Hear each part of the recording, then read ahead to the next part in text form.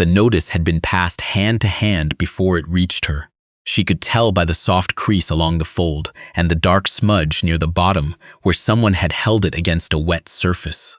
Mrs. Brindle, who ran the boarding house on the far side of the railway tracks, brought it with the Tuesday mail and set it on the table without comment. She read it twice, standing at the window while the light came gray through the frost that had not yet gone from the glass, even though it was the 3rd week of April. Outside, a wagon moved along the main street of the town, and somewhere past the feed store, a dog was barking at something it would not catch. The notice was brief. A man in the Manitoba Territory, farming district south of a settlement called Dovenby, required a woman of capable temperament to keep house, manage the kitchen garden, and assist through the coming growing season as circumstances allowed. Remuneration to be discussed, room provided. If the arrangement suited both parties, the matter of permanence could be considered before winter. She set the notice down on the windowsill and looked at the frost on the glass. She had been in this town since October, when her father's farm in Huron County had passed to the bank following 2 years of decisions that had seemed reasonable at the time, and were not. There was a cousin in Guelph who had offered a room, but the offer had had conditions written between its lines that she had chosen not to read aloud. She had been taking in mending and alterations since November. Her fingers knew the work and did not mind it. The rest of her was not finding it as straightforward. She was 29 years old. She had grown up farming. She knew the particular weight of clay soil on a spade, the smell of a field that needed drainage, the difference between a summer that was merely dry and a summer that was taking something it did not plan to return. Her father had taught her these things the way practical people teach, not with instruction, but by allowing her to stand beside him while he worked. So that knowledge entered through the side door of attention rather than the front door of explanation. She folded the notice back along its original lines and put it in her coat pocket. She had already written the reply in her head before she sat down to the paper that evening. She arrived in Dovenby on a Friday in the 2nd week of May on the afternoon train from Winnipeg. The settlement was smaller than it had sounded. A grain elevator, a general store with a post office window, a church that had not yet acquired a paint job. The land beyond the main street was flat in the way that Manitoba Prairie is flat. Not empty exactly, but open in a way that reminded her of standing at the edge of something large and patient. He was waiting at the platform. She knew him before he said a word, the same way she had come to recognize certain things, by what was not there rather than what was. No warmth performed for a stranger, no hat removed with the gesture that meant he had rehearsed this moment. He was simply standing at the edge of the platform with his hands at his sides and his eyes on the train, looking for the person who had said she would come and had. He was perhaps 37, perhaps 42. His face had been worked over by several seasons of weather. He said, "You're the one who answered the notice." It was not a question. It was the tone of a man confirm a thing he had already decided to trust, giving her room to correct the decision if she wanted to. She said, "I am." He took her bag without asking. He had a wagon at the edge of the road, a sorrel mare, and a gray gelding that had seen hard use but were well kept. She noted the condition of the harness. Oiled, not new. Someone had been maintaining things as long as maintaining them was possible. He said, "It's about an hour and a half. The road gets rough past the slough." She said, "I've been on rough roads." He glanced at her. Not the measuring look men sometimes gave when they were trying to determine something about a woman that was really about themselves. He looked at her the way a person looks at a tool they want to use correctly, with genuine attention to what it could and could not do.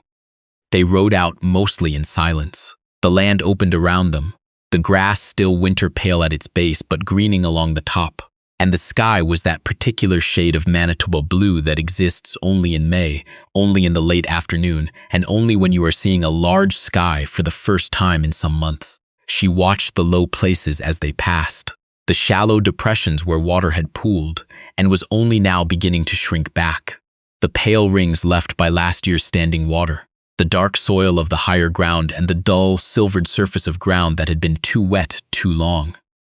He said, My man Ewan has been with me 3 years. He'll be at the barn when we get in. She said, what kind of shape is the farm in? He was quiet for a moment, not hesitant. More the quiet of a man deciding how honest to be and settling on honests. He had 2 poor seasons. The lower fields went under both springs and didn't come back worth harvesting. I put in oats last year on the east quarter and got half a. Ewan and I managed the house after a fashion, but I'll not pretend otherwise. She said, how long has the lower field been flooding? He said, far as I know, it always did some, but the last few years it's been slow to dry. The whole south end of that quarter sat under water until June last year. She looked out at the land. What did you have there before oats? Wheat, before that wheat. She didn't say anything to that. She filed it. Ewan was coming out of the barn when they pulled in. He was older than she'd expected, gray throughout, with a limp that was not fresh, the kind that had settled into the architecture of how a man moved and been accommodated for years. He looked at her once, direct, and then looked at the man beside her on the bench. Got her. Then he said, good. The way he said the second word told her something. Not enthusiasm. Relief, but quietly held. The kind that comes from a man who has been managing a situation he was not built to manage, and who has decided not to be precious about accepting help. She climbed down from the wagon without waiting. Ewan watched that. Something in him settled, the same way it settles in a person who has been waiting to see whether someone will make everything into a ceremony or whether they will simply begin. The house was a frame house, small, with a lean-to off the kitchen that served as a pantry. The floors were level. The windows had their glass. There was a wood stove in the kitchen that had been cleaned recently enough to suggest someone had made an effort before she arrived. She walked through it without commentary. A bedroom off the main room, the kitchen. A narrow room at the back with a cot and a window looking east. She set her bag on the cot and stood for a moment in the quiet before going back to the kitchen. She found the stove wood in the lean-to and built the fire without asking whether she should. By the time the man came in from settling the horses, she had water on and was working through what was on the pantry shelf with the focused attention of someone taking inventory. He stopped in the doorway and looked at the fire and then at her. She said, I'll have something ready within the hour. Is there a kitchen garden put in yet? He said, not yet, I was waiting. She said, for what? He said, for you, I suppose. She looked at him. He said it plainly, without sentiment, in the way of a man who has given some things up and made his arrangements around what remained. She turned back to the shelf. Ewan came in for supper without ceremony and sat down across from the man. They ate in the silence of 2 people who had run out of conversation a year ago and found that its absence was not catastrophic. She ate with them and listened to the shape of the quiet. It was not hostile. It was the silence of an unfinished house, not broken, not ruined, just missing something that had been taken out and never replaced. She washed up while they went back to the barn. The window above the basin was dark and the stars were coming on over the flat line of the horizon. She had slept in worse places than the narrow room with the east window. She had slept in better. She hung her coat on the hook inside the door and sat on the edge of the cot and listened to the land, which was a different kind of quiet than the house. Larger. Indifferent. She had grown up with that particular kind of silence and was not bothered by it. She was in the lower field before either of them was at breakfast. The dew was still on the grass, and the sky was pale at the horizon and copper at the top, and she walked the south quarter in the low light, reading the ground the way her father had taught her, not looking at it, but letting it come to her, feeling the give underfoot change as the elevation dropped, watching for the places where last month's meltwater had been slow to leave. It was plain once you knew what to look for. The south quarter ran flat for 30 chains and then fell away almost imperceptibly. Maybe 3 feet of drop in that distance, but 3 feet was enough. Water from the spring melt came down the long slope, hit the clay layer that she could feel with her heel when she pressed it into the soil, and pooled. It had nowhere to go because the natural low point, a shallow coulee she could see running along the west edge of the property, was blocked by decades of grassroot buildup and sedge. She crouched at the edge of the wet ground and pressed 2 fingers into the soil. It came up dark and cold, the way soil does when there is still frost below it, a foot down or less. She looked at the far coulee. She looked at the grade between here and there. She was still crouching when she heard him come up behind her. She didn't turn around. She said, "Has anyone ever cut a channel from this field to the coulee?" He said, "No." She said, "The grade runs that way. The water wants to go there. It just needs a road." He said, "That's 200 yards of digging." She stood and turned. He was looking at the coulee, not at her. His expression was the expression of a man who has looked at a problem so long he has stopped seeing it as a problem and started seeing it as a condition. She said, "I've dug worse." He looked at her then. She held his look without making anything of it. He said, "What did you grow up doing?" She said, "My father farmed Lake Plain in Huron County. Clay and silt, bad drainage, good soil underneath if you could get the water off it. He dug 4 channels in 20 years. The last 3 worked." He said, "What happened to the first one?" She said, "He read the grade wrong, spent the summer digging in the wrong direction." She paused. "He used to say the land will tell you what it wants. You just have to stand still long enough to hear it." He looked back at the coulee. He said, "I don't have a horse-drawn scraper." She said, "We have spades." They began the following morning. She, the man, and Ewan, 3 spades and a pair of wheelbarrows, and the intention, if not yet the certainty, that 200 yards of digging would produce something worth the doing. The first day was the top layer, grass root and compressed silt, dense and fibrous, the kind of ground that has been sitting undisturbed long enough to have opinions about the matter. She and the man worked from the field end, while Ewan worked from the coulee end, opening the outlet. They didn't talk much. She had learned that when the work was going right, silence was its own communication. You could tell by how the other person swung the spade, how often they stopped to look at the grade, whether they were thinking or simply doing. On the second morning, Ewan's knee gave out.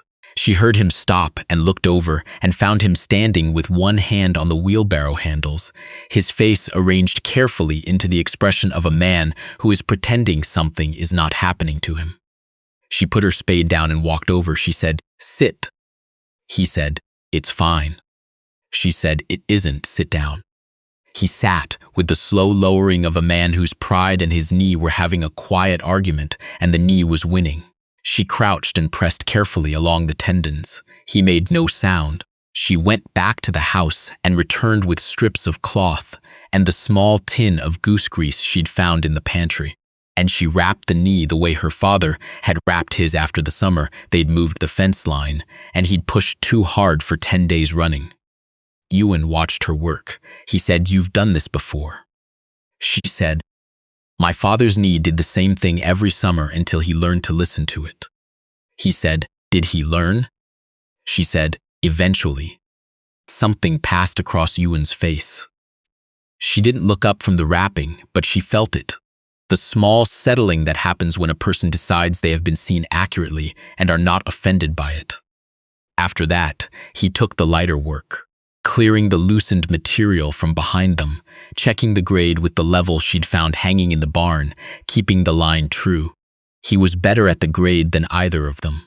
He had the eye for it, the slow, patient reading of horizontal space that is its own kind of intelligence. They broke through to the coulee outlet late on the 3rd afternoon. It happened the way these things happen, all at once and without announcement. The man's spade hit the soft ground at the far edge, and the material gave, and the water that had been pressing at the base of the channel since they'd opened the field end came through in a rush, brown and cold and smelling of old ground, and ran along the bottom of the cut they had made and spilled out into the low edge of the coulee and kept going. They stood and watched it. Ewan leaned on his spade handle from the coulee bank. He said nothing. She said nothing. The man said nothing. The water moved in the way water moves when it has finally found the road it has been looking for. Not rushing, not dramatic. Just going in the patient and purposeful way of something that has been held back a long time and has not become frantic for the waiting.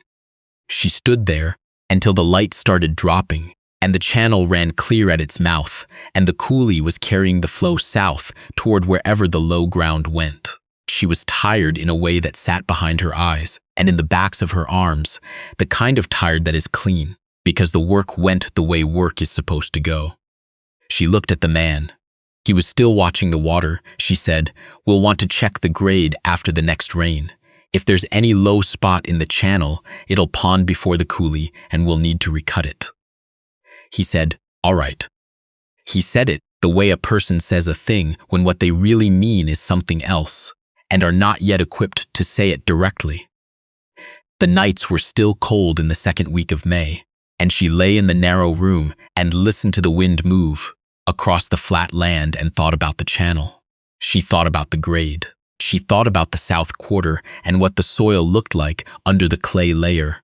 She had pulled a core sample on the first day, and it was the dark, dense earth of good land, the kind that had simply been waiting under too much water for too long. She thought about what her father had said once. Standing at the edge of a field, he had finally gotten right after 10 years of managing it wrong. That land did not punish you for not understanding it. It simply did not respond until you did. She had not understood at the time that he was not talking only about the land. She had been 22 then. She had buried her mother the winter before, and her father's health had been beginning its slow negotiations with him. And the farm had felt enormous and precarious, and she had spent a year believing she was holding everything together through some sustained act of will. What she understood now, 7 years later, was that what she had actually been doing was paying attention. That was what holding things together looked like from the inside. Not will, not force, just a sustained willingness to look at what was actually there.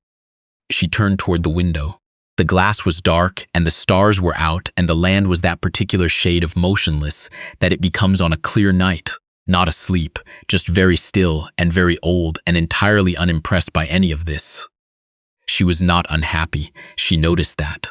The absence of the thing she had been bracing for without naming it. She filed it away the way she filed most things, carefully and without too much weight attached. The first rain came 4 days later. A slow, steady rain that began in the night and ran through the morning. She was at the channel before breakfast watching the water move. The grade was true. The flow was clean along the bottom. There was one section, 20 feet in from the field end, where the wall had slumped and narrowed the channel, and she noted the location and came back after breakfast with a spade and opened it. He was behind her by the time she'd finished. He said, "Where?" She pointed. He looked at the wall and then at the flow, and he nodded. He said, "Ewan said you fixed his knee." She said, "Wrapped it, he fixed it. He stopped pushing it so hard." There was a brief silence. He said, "He doesn't stop for much." She said, "No, but he stopped." He seemed to consider that. Then he said, "He told me last night that the grade line on the coulee end was the straightest he'd gotten in 30 years of fence work." She said, "I'll tell him you said so." He said, "He knows." She picked up the spade and moved to the next section of the wall. He stayed where he was for a moment. She was aware of him behind her the way you are aware of the particular quality of a room that has changed while you weren't looking at it directly. He said, "What did you leave behind in Huron County?" She kept working, she said. "The farm went to the bank. My father died in November." He said, "I'm sorry." She said, "He had a good run at it. He would have liked this field." She did not say the rest of the sentence, which was that she had been talking to him in her head since she'd arrived. Not prayers, not grief exactly, just the running conversation she'd been having with him since she was old enough to follow him into a field and old enough to think he might be worth listening to. The man did not press it further. He picked up the second spade that Ewan had left leaning against the far bank and came to work beside her. They spent an hour on the walls without speaking much, and when they were done, the channel ran clean along its length, and the field beyond it was beginning, very slowly, to pull back from the south edge the way a tide pulls back. Not dramatically, but definitely. The planting went in late, but it went in. Turnips on the south quarter, where the water table had dropped enough to trust it. Oats on the east quarter, where the soil was better than the man had given it credit for.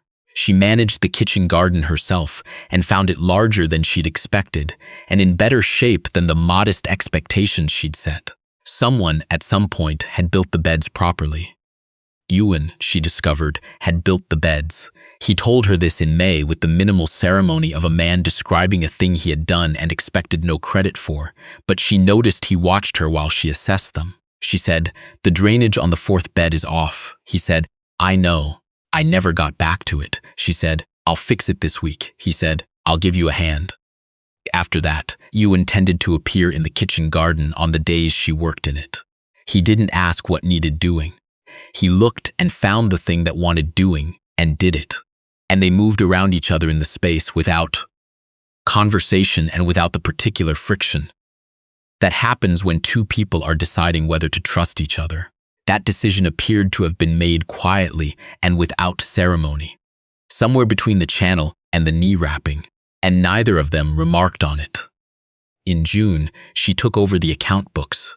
They had been kept in a manner that suggested the man understood numbers, but had been applying that understanding under conditions that made careful record-keeping feel beside the point.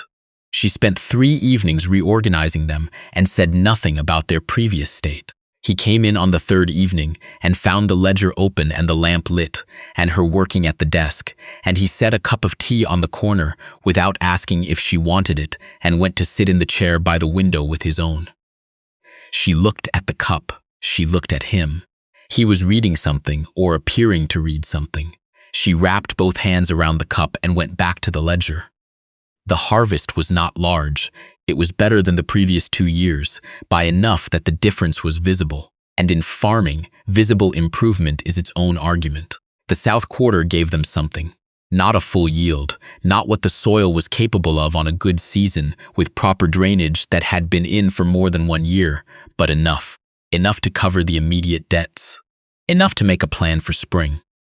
A neighboring farmer named Garnet came by in early September to look at the lower field. He was the kind of man who came to assess things without announcing that was what he was doing, framing it as a social visit and looking at the land with the careful eyes of someone who had been watching this farm struggle for 2 seasons and wanted to understand what had changed. He stood at the edge of the South Quarter and looked at the channel and looked at the field and then looked at the man beside him. He said, "Somebody read that grade right." The man said, "She found it." Garnet looked at her. She was pulling the last of the kitchen garden turnips and did not look up. He said, "Your father farm?" She said, "He did." He said, "Ontario?" She said, "Huron County." He said nothing for a moment then. "We lost the same field here 2 years running. Northwest Quarter, same problem. Spring water with nowhere to go." She looked up then. She said, "The grade runs northeast out of that quarter. There's a slough about 400 yards back of your barn." He looked at her. He said, "How did you know about my barn?" She said, "I can see it from the road." He was quiet. Then he said, "Maybe you'd come out and have a look." She said she would. That evening they sat on the step of the house after supper. The light was going. The long prairie light that leaves slowly and all at once, the way people leave when they have been meaning to go for some time and finally do. The grass was the color of late summer, dry gold at the tops and still green at the roots, and the air smelled of the cut field and of something clean and high coming off the northwest. Ewan had gone to his bunk after supper with the deliberate earliness of a man who has decided something is not his business and is removing himself from it tactfully. She had noticed. She thought that Ewan noticed considerably more than he let on, and that this was one of his better qualities. The man said, "Garnet's land has been going wrong the same way for 3 years. She said, "I know." He said, "He'll pay you to look at it." She said, "I know that too." He looked at her. In the low light, his face was difficult to read, which was perhaps why he chose to say the next thing, because difficult to read goes both ways. He said, "I wrote in the notice that the arrangement could be considered permanent before winter." She looked at the field. The grass was moving in the way it moves with no particular wind, just the breathing of the land itself, slow and without intent and very large. She said, "Yes." He said, I'm not good at saying things plainly when they're large things. She said, I've noticed that. He said, I'm saying it plainly now. She was quiet for a long moment. The last light was leaving the grass. Somewhere in the south quarter, in the channel they had dug in 3 days of hard work and correct reading of the grade, water was moving in the dark, not much, just enough. Just going where it needed to go. She said, then I'm listening. The land settled around them the way it does at the end of a day that has gone the way it was supposed to go. Not finished exactly, more like a sentence that has arrived at the right word and paused there, holding it. They stayed until the stars came out.